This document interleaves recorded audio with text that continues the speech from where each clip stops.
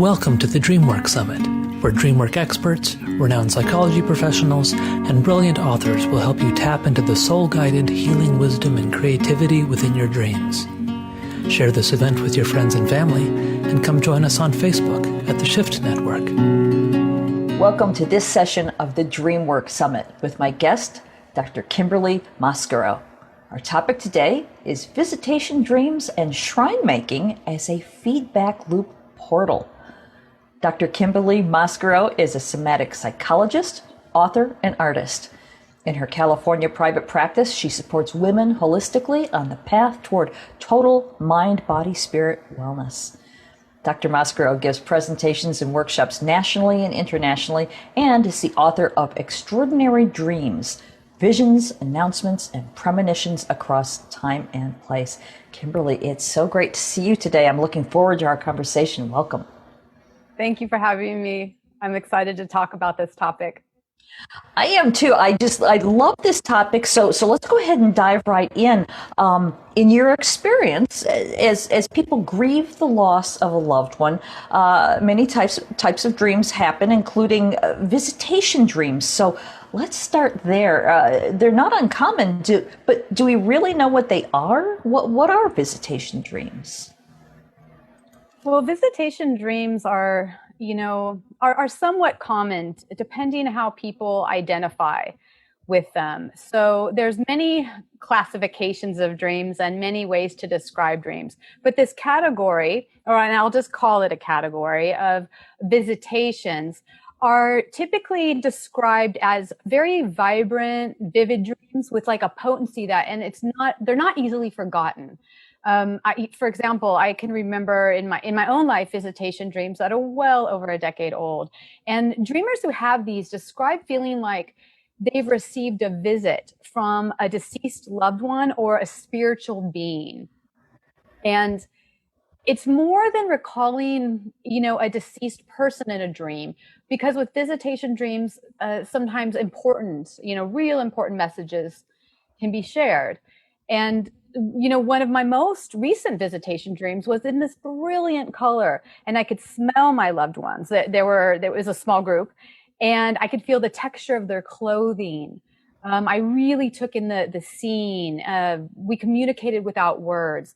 And when I woke up, it felt like we were together, not just like other dreams where I said, oh, okay, that person's in there, they're deceased, but it didn't have this this boom, this power to it. So that's how I understand visitation dreams in my own experience, as well as with, the conversations I've had with others and publications I've read on the topic. Mm-hmm. Okay, so then how did the research into this topic lead you into making shrines? Well, I got into shrine making. It was like a completely different world for me. I grew up with a Roman Catholic Italian American father. So we have a shrine, and to this day, he still has a small shrine to a saint in his backyard. And when we grew up, it was in the backyard we had then. And of course, shrines are really common in this culture. So my first shrine that I built, and I can't honestly remember why I was inspired to, it was to honor my deceased loved ones, my family. And that was, I want to say in the late 90s, I think I started to build my own for me and my family. But it was, later in about 2004, where a colleague and I began to offer shrine making workshops for children who had lost family members to addiction.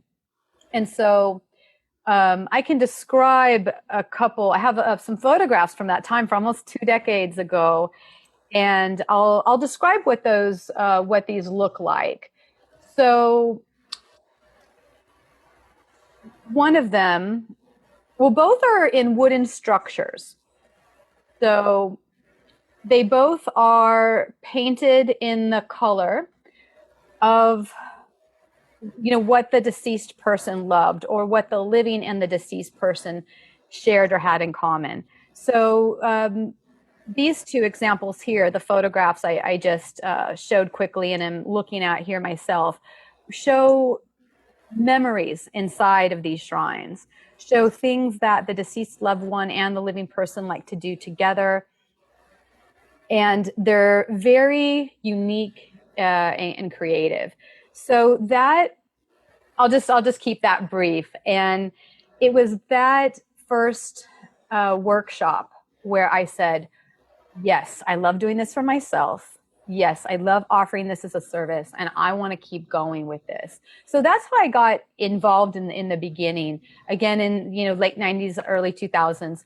But more recently, I've been bringing the shrine making process into both groups and individual psychotherapy sessions, and have been doing that probably not as long as a decade, but starting to get there.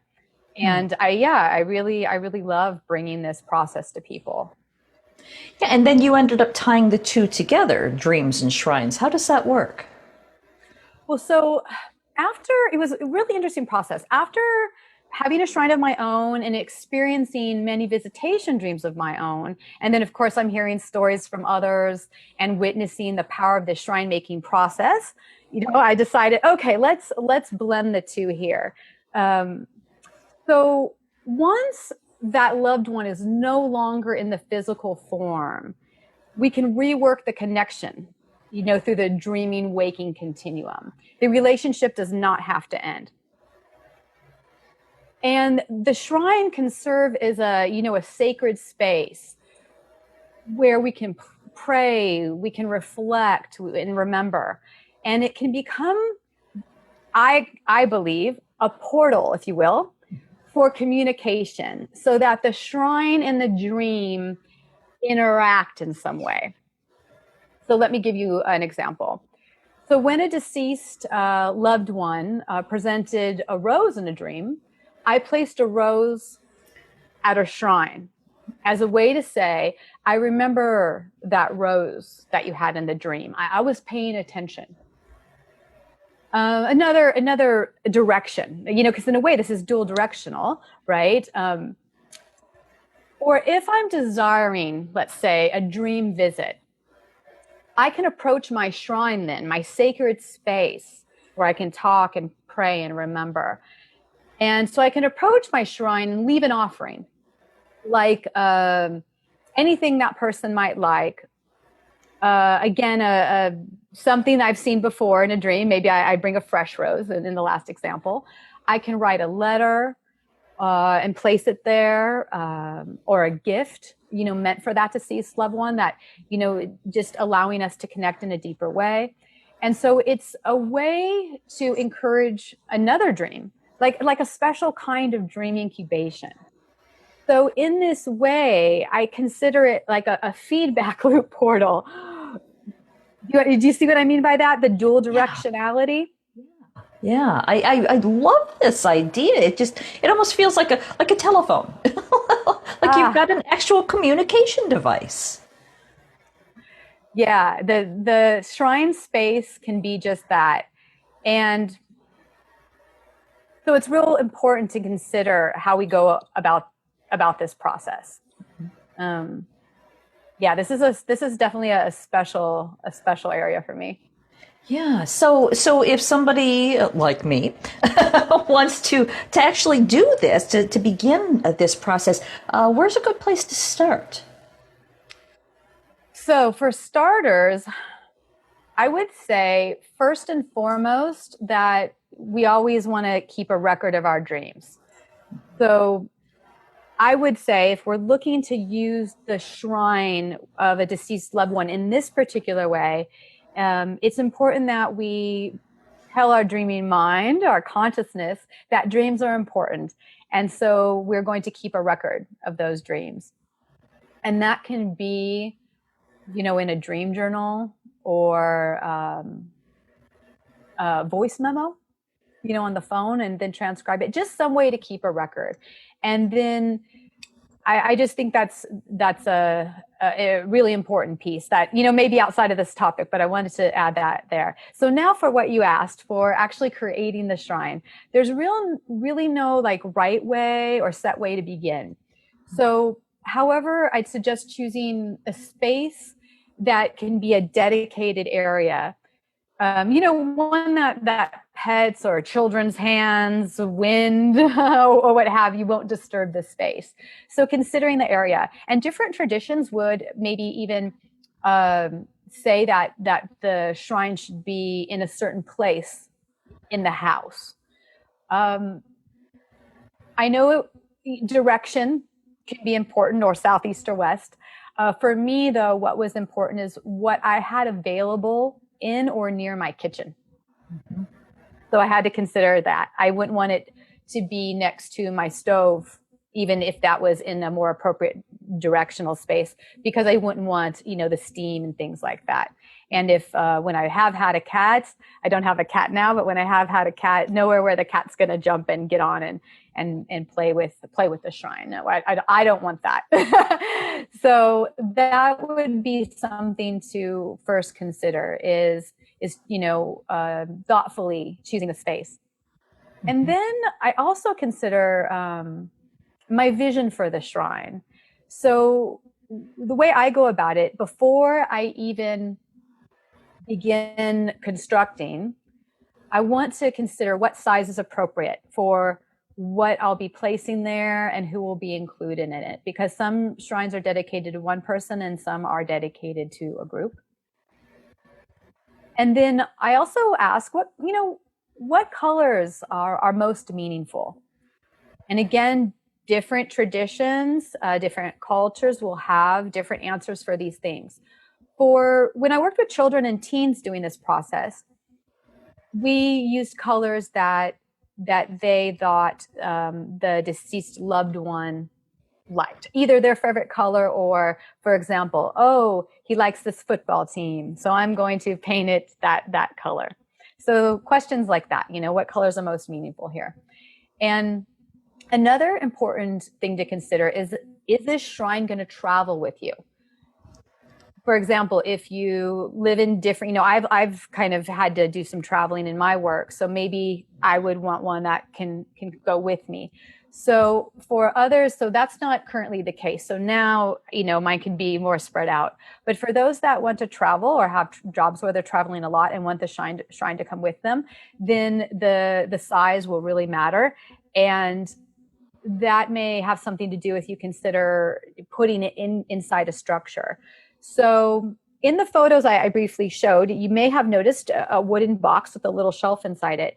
And my father has helped me craft these for almost 2 decades now.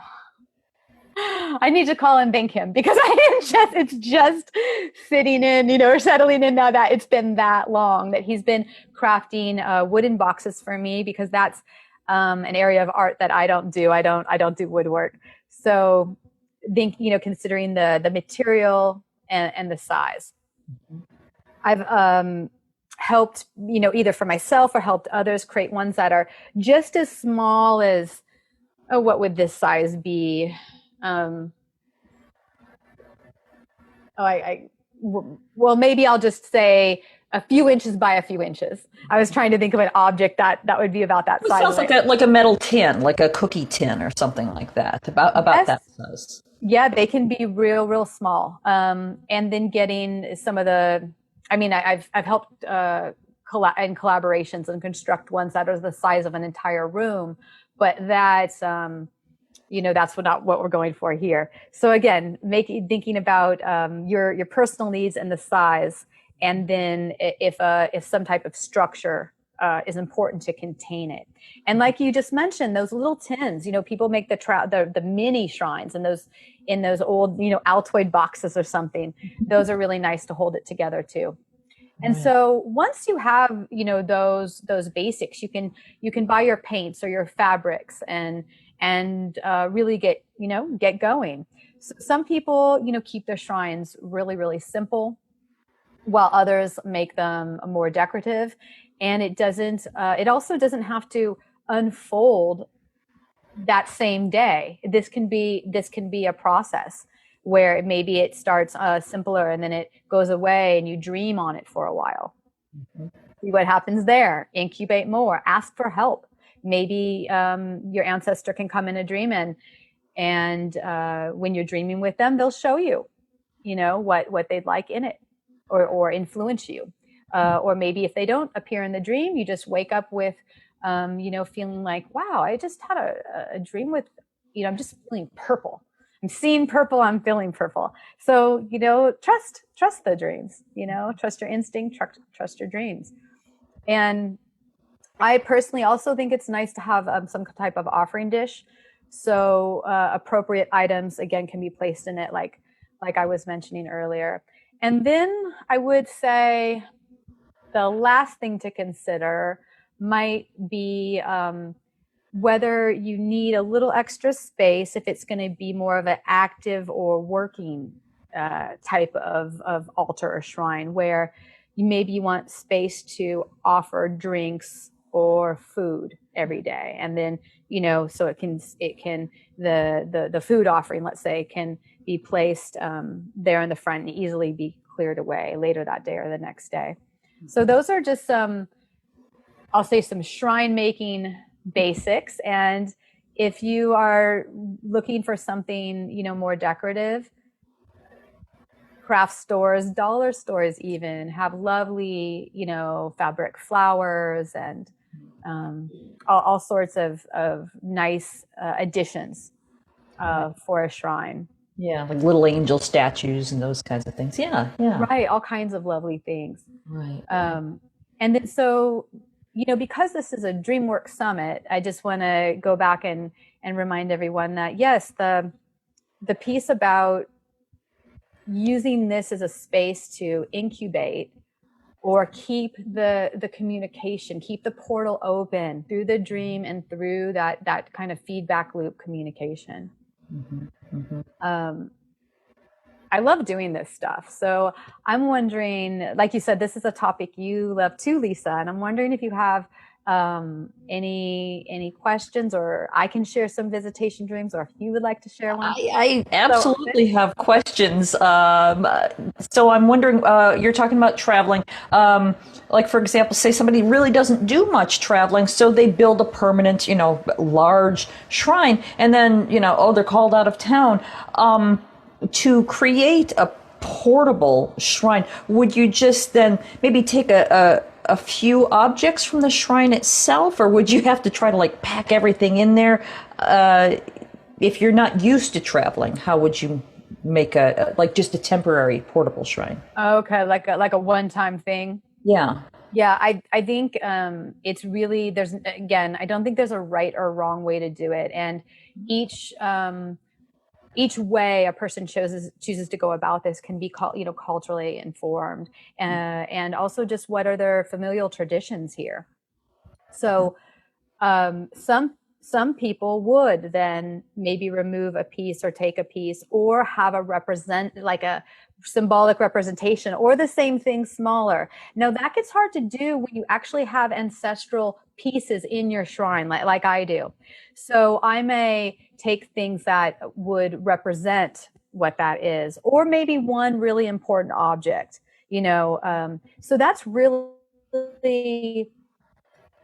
I think, up to every individual. And you can go about it, just as we've said, in many different ways. Right. So basically you just use your own intuition. Whatever works for you is exactly the right thing. I'm all about intuition. Beautiful. Okay. Yes. So I would like to ask about visitation dreams specifically, because I've had a few over the years. And how can you tell if the person that's showing up in the dream is actually that individual connecting with you, or if you're just having a storyline dream where it's not really a visitation? Well, kind of like I was saying at first, the difference in my experience seems to be the felt sense. The quality is different. And with that said, I have it was this year, I believe, or maybe last year, but I think it was this year that a deceased loved one that I feel pretty close to, even though she's been gone for 30 years, that I still feel very close to and have a relationship with in the dream, seemed to appear. My intuition in the dream said, that's not who that person says they are. And I sent them away. That was uncomfortable for me. And I did some personal dream work and work at the shrine around that. But this leads me then to say, and I should have said it earlier, but this leads me to say that all visitation dreams are not always lovely and perfect and beautiful and just as we hoped they'd be. So I want to kind of add that caveat that this subject, we just have a short time to talk about it, but this subject is pretty deep and heavy and really can be experienced differently for different individuals, especially depending where they are in their grief process. And again, as always, culture. Right. Okay. So go ahead. Well, yeah, it's okay. We can clip that. I think I was done. I'll let them clip it. Okay. So then, since you bring up the fact that they're not all sweetness and light, my dad, for example, is on the other side, and he shows up in dreams from time to time. And, I believe I can tell the difference when it's a visitation and a bad dream most of the time. But there are some times when I'm dreaming that he's not dead. The dream itself is me going, hey, you were dead. You're not. And then the dream just sort of goes along as if it's just everyday life. And then I wake up going, did he, for the first few minutes after waking up, is he really actually dead or not? That's a little confusing. What would you make of something like that? Well, it just brings me back to that, what I believe to be a multidimensional quality of who we are, and the mystery of not just life and death. And I don't even like to say that because it polarizes the two or makes it sound like it's not on a continuum. I believe consciousness never dies. And just like, I think there's a continuum of consciousness. So I kind of cringe when I, make it sound like there's this life-death polarity. But the same is true with, dreaming and waking. And so thinking about us as multi-dimensional beings, we're electric bodies, consciousness doesn't die. That opens me then up to this mystery that, I don't understand, but I trust that through my dreaming and through my interactions with, other beings or beings I love, relatives in this sense, and wherever they are on their journey, that we can connect. And it just teaches me more and more about, this multidimensional journey of consciousness that at this point, it appears that I'm sitting here in this, in this flesh, in this body.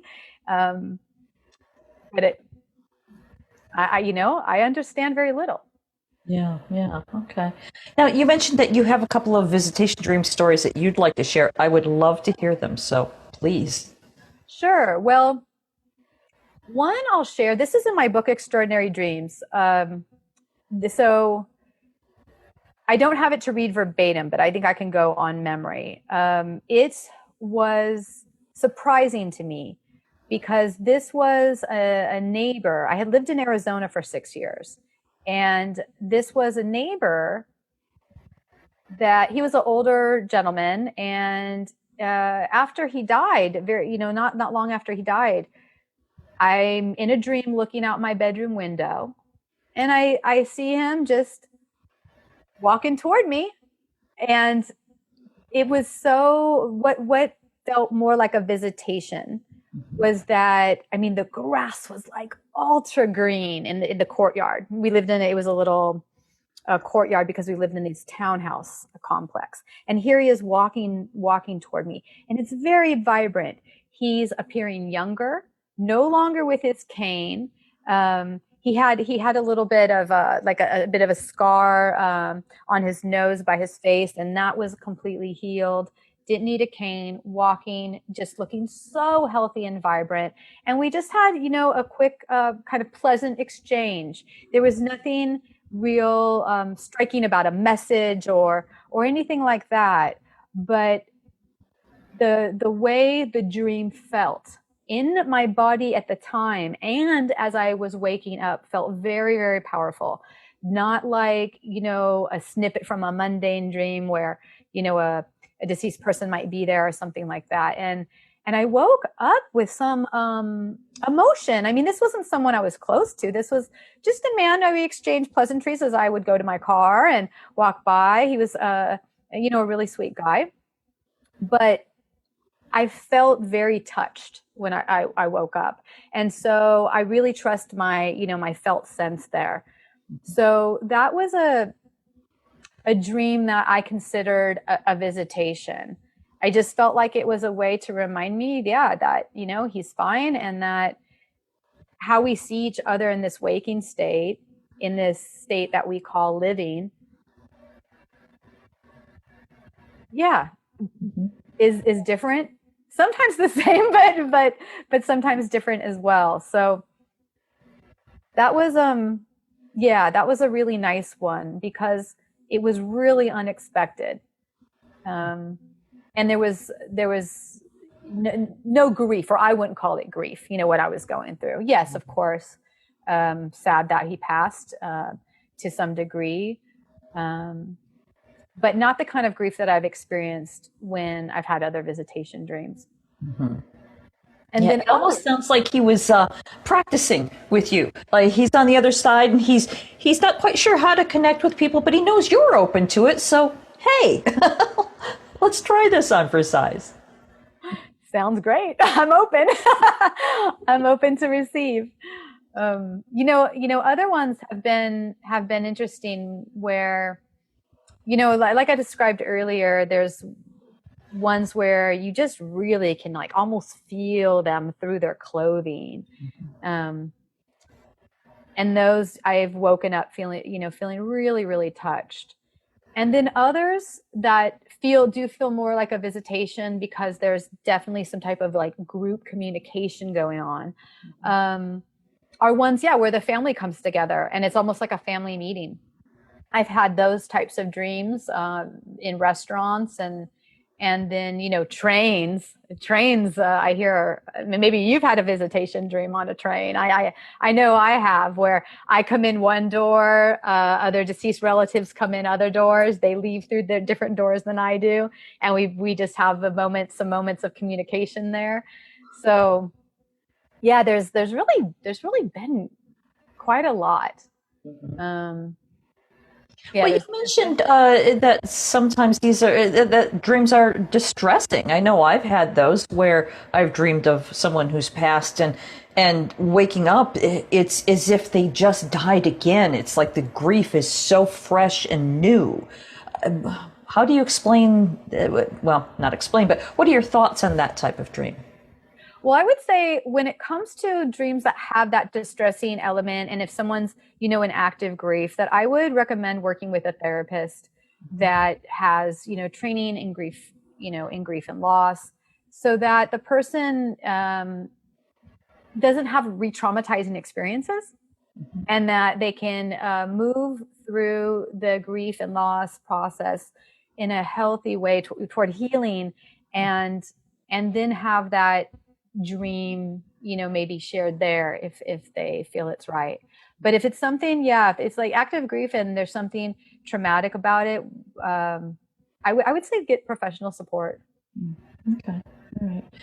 Now I've got to ask, because I'm obsessed with genealogy and ancestral healing and working with my ancestors, etc. And the idea of using a shrine as a feedback portal or feedback loop portal is just intriguing to me, because I'm always trying to connect with ancestors who came generations ago. Like I know that I can connect with my parents because I knew them, and maybe even a couple of my grandparents that I knew in life, but people who I am descended from, but I never met because either they passed before I was born or we just didn't live in the same part of the world.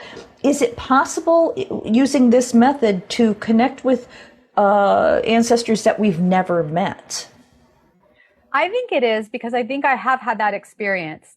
Now, and let me think about how to share this story. So this story, I'll say, begins with a larger family shrine. And I also go to the burial sites or grave sites of not only deceased loved ones that I knew while they were here, but also some of their relatives that I did not meet before I was born because, for example, one died in a war. So there's a couple actually, but that's just one. And so there might be something about my actions, right, that I do in this waking state, visiting the burial spaces of those people I didn't meet, having an ancestral altar that or shrine that includes the whole family. And then through those reenactments, through spending time in that space in prayer or meditation or deep thought, and then asking to be reunited with them, why shouldn't they show up? So in the dream, we were all around a large rectangular table dining together outside. And I noticed these two males that I said, I'm thinking in the dream, like, I don't know you, but you're here and I know who you might be by who you're sitting next to and how you're being treated, So now if we're lucid in the dream, we could ask, or if we have some, a level of conscious awareness, we can inquire. But in this particular dream, I was not, but I was aware, I wasn't lucid, but I was aware enough to take in who they were by, what their interactions were like with the others, and what happened from there. Mm-hmm. So I think anything is possible, Lisa. And that we just have to find our unique way of going into that space to forging those relationships again, even if we didn't meet them in the physical. Right. Well, so another question entirely, a different topic. What are your thoughts on putting photos of people have mixed feelings about you should only put photos of deceased people on the altar or the shrine and never put pictures of people who are still alive. Do you have any thoughts on that at all, or are you just okay with whatever photos you have? I have mixed feelings about that. Oh, that's a hard question for me. I have mixed feelings about that. And I can tell because it's true mixed feelings, because there's a level of intensity in my body as we even dive in here. So typically I go with the deceased only, yet I do have some spaces where there are some living there, because maybe all the deceased people were holding the living person as a baby. Mm-hmm. And then that was a precious photo. So I have really mixed feelings about that. I am no expert, in this area. I come here to share my process of not only my personal journey through dreaming and shrine making and with clients as well, but I do not claim to have any authority or a particular position on that. And I'd be very curious to hear, in other people's experiences, what they make of that question. Yeah. Well, that actually brings us to a perfect segue here, because I do want to make sure that I mention your website, so perhaps people can connect with you there. It's consciouschimera.com. Is that the best way for people to connect with you if they want to chime in on this topic? Yes, that is. Under the services page is a contact me form. So consciouschimera.com, and then at the menu bar, click on services, and there's you scroll down a bit and you can see a way to contact me there. Okay, perfect. Well, this has really been a fascinating conversation. Thank you so much for sharing it with us, Kim. Before we go, is there anything we haven't touched on, or anything that's sort of stewing in your brain that you'd like to make sure that we talk about before we wrap it up? Well, nothing in particular, but I guess I would want to share, or I do want to share that this is a slow road. this is a personal journey. Shrine making and dreaming is so tied in with our, each individual's unique culture and background. And so I know mine has been informed by Roman Catholicism and Italian American familial traditions. So I think it's important that we pay attention to our histories, what's meaningful to us, and and what we cherish, trusting also what our dreams tell us to do or reflect back to us, and trusting the journey, or the slow process. I'll just call it a journey, but the kind of slow unfolding process of this. This isn't meant to be done, in a flash, or necessarily grow a relationship overnight, but to really allow this to unfold in its own time, so that we can really be able to take in the full deep mystery of all of this. Right. All right. Well, thank you for answering that question, and for all of the questions that I just sort of threw at you by surprise. Once again, this is Dr. Kimberly Mascaro. So thank you for joining us today. I've truly enjoyed this conversation. Thanks for having me. All right. And I want to thank everyone for joining us. I hope you enjoyed this conversation in the Dreamwork Summit. Thank you for joining us for the Dreamwork Summit, brought to you by the Shift Network. To learn more, visit thedreamworksummit.com. To join our global community of people awakening to their divine humanity and taking inspired action, visit theshiftnetwork.com. Thank you again for gathering with us and for sharing this healing path with your friends and family.